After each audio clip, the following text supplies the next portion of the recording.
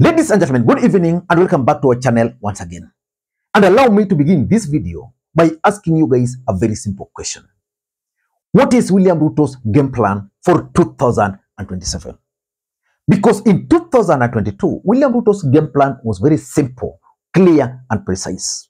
Consolidate the Kalenjin nation, consolidate Mount Kenya, and of course, try and compete with Raila Odinga in some of his strongholds. And William Ruto identified the coastal region, and he also identified the Luhya nation. And that can explain why William Ruto ended up convincing Musalia Mudavadi to his side and Moses Masika Wetangula to his side. But what is his game plan for 2027? Because clearly, the mountain is no longer part of William Ruto's game plan for 2027.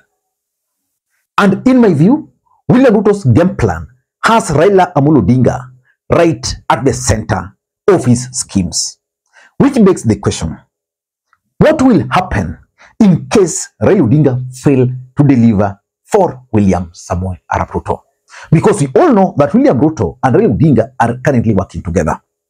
But their supporters are not yet convinced. The supporters of Raila Odinga are not yet convinced. So in this video, I want to explain to you guys why personally I'm beginning to think that Raila Odinga might actually be the one to sink William Ruto in 2027. But before you do that, for those who are watching this channel for the first time, please take a second or two, click the subscribe button so that next time we produce a video like this, YouTube will automatically notify you. And to the subscribers, I want to continue thanking you guys for your continued support. Because without that support, this channel cannot be where it is. Ladies and gentlemen, without any further ado, allow me to dive in. If you were to take your pen and a paper and a calculator, you will agree that there is no way William Ruto will get 87% of the votes from the mountain. Again, it is also very clear that there is no way William Ruto will win majority of the young voters the way he did in 2022. And of course, William Ruto is now banking, in my view, on the support of Raila Odinga, which is the Western Alliance, and probably the Luo nation, and maybe he understands that the mountain might be out of reach for him. But can Raila Odinga deliver for William Samoei Arap Ruto? Can he fail William Ruto? The truth of the matter is that the advantage Raila Odinga has is that he has followers. He's the only politician in the Republic of Kenya who has followers. Majority of politicians, they just have supporters. Followers would always follow Raila Odinga. But the question is, what is the percentage of those followers of Raila Odinga? I've been going through comments online, and the truth of the matter is that Raila Odinga supporters are not convinced that his move to work with William Ruto is actually the best. But maybe with the time, he will be able to convince them. But again, history always repeats itself. Let us go back, sometimes back. After the 1997 election, Raila Odinga entered into some agreement, cooperation with KANU. The end result was that Tinga was swallowed by Jogo, but ikanguruma ndani ya Jogo. So at the end of the day, that is how Raila Odinga destroyed KANU. Of course, he worked with Kibaki, but we also know by the time Raila Odinga was leaving NAC, ODM won in 2007. The only thing was he was never declared the president. And I'm trying to begin to think that Raila Odinga is working with William Ruto. But if William Ruto is not careful, Raila Odinga is definitely going to come out of that arrangement, what they are calling broad-based government. If he's not careful, Raila Odinga is going to come out of it and is going to be the one who will suffer. I want to explain to you guys why I believe that probably Raila Odinga might sink William Ruto. Before I do that, allow me to also take this opportunity to introduce you guys to Lemfi. Lemfi is a mobile money app for users in the UK, Canada, and the United States of America to send money back to Kenya.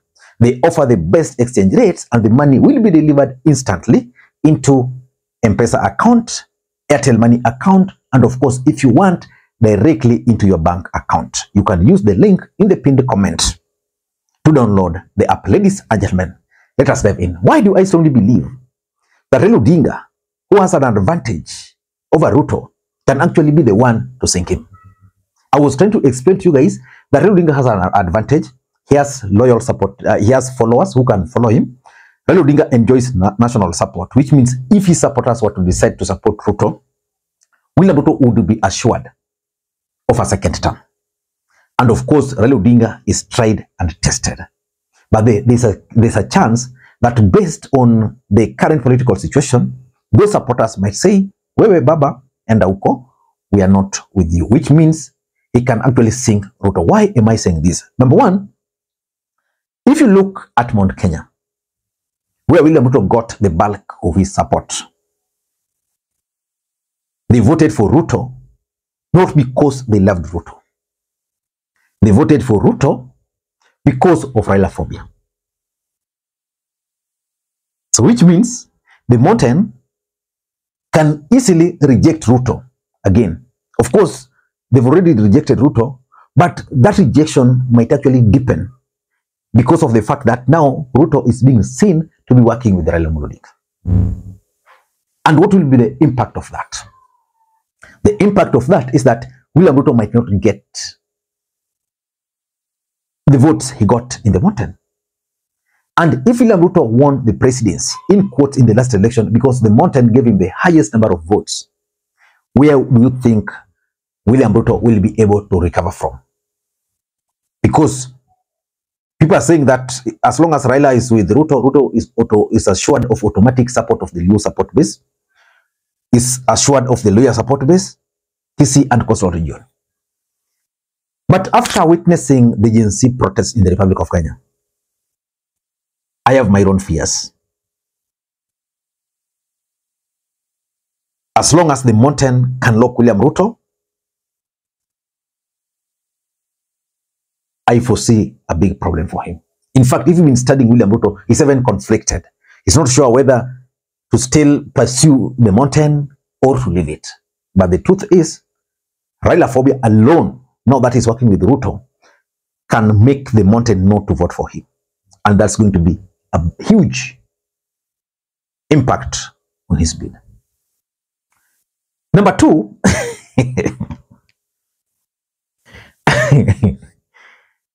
there's this element of Raila Odinga and the presidential race. Raila Odinga has been contesting for the presidency. 97, of course, hiyo ilikuwa tu introduction, but let's just be serious. 2007, Raila Odinga was a presidential candidate. 2013, Raila Odinga was a presidential candidate. 2017, Raila Odinga was a presidential candidate. 2022, Raila Odinga was a presidential candidate. For 20 years, Kenyans are used to seeing Raila Odinga on the ballot. His supporters are used to seeing him on the ballot. As a matter of fact, even if Raila Odinga were to decide to run again in 2027, his supporters will still see him on the ballot and they might vote for him. But now we are talking of a situation where, for example, Raila Odinga is going to the AU because William Ruto is going to do everything within his powers to deliver Raila Odinga to AU so that he can win their support. Assuming Raila Odinga goes to the AU today, in 2027, the name Raila Odinga will not be on the ballot. You don't see any problem there for Ruto. Because as long as the name Raila Odinga will not be on the ballot, there are people who will not be voting for the person who will be recommending. So that is where the problem lies. And just like I was saying about Kalonzo, you see, Raila Odinga can support Kalonzo. But even if Raila Odinga were to endorse Kalonzo, it's not guaranteed that his supporters will also go with Kalonzo. Raila Odinga supporters will always be Raila Odinga supporters. Some of them will go with him. Some of them will now make their own informed decision. That now Raila is not on the ballot. We are voting for Ruto. We are voting for Kalonzo. Or we are starting afresh. We are voting for someone else. Now that's number two. And if that were to happen, it's going to sink Ruto. Number three is what I call political formation. Based on the Gen Z protest and my own analysis, the only challenge facing the opposition today in the Republic of Kenya is a viable candidate. There are those who believe that Kalonzo hawezi. There are those who are praying for Fred Matiang'i to come back. There are those who are saying, let Okiya Mtata be the candidate. So which means, even within the opposition, still there is no single candidate. There is no clear formation that can defeat Ruto. But that's where the problem lies for Ruto. If working with Ruto, if Ruto working with Raila Odinga can unite the opposition, and they say, okay, for us, our interest is to remove Ruto, it means they can easily agree on a single candidate. If that were to happen, I'm foreseeing a situation where the song Yote Yawezekana Bila Moi would apply to Ruto. If they can get a credible, a formidable candidate, they can rally Kenyans around. The challenge is, who is that candidate? Kalonzo is squandering the opportunity. He's fighting unnecessary wars. He's not going outside there, just talking and speaking. Yeah, so the formation. Number 3, you see, Kenyans, the way I'm reading their minds today, Kenyans are yearning for a fresh start. If you were to speak to most Kenyans, they'll tell you they want Ruto out, they want Rigathi out. In fact, some are also saying we also want Baba out. Let him create space for someone else. Now, if that rallying call were to pick up, then someone new were to come.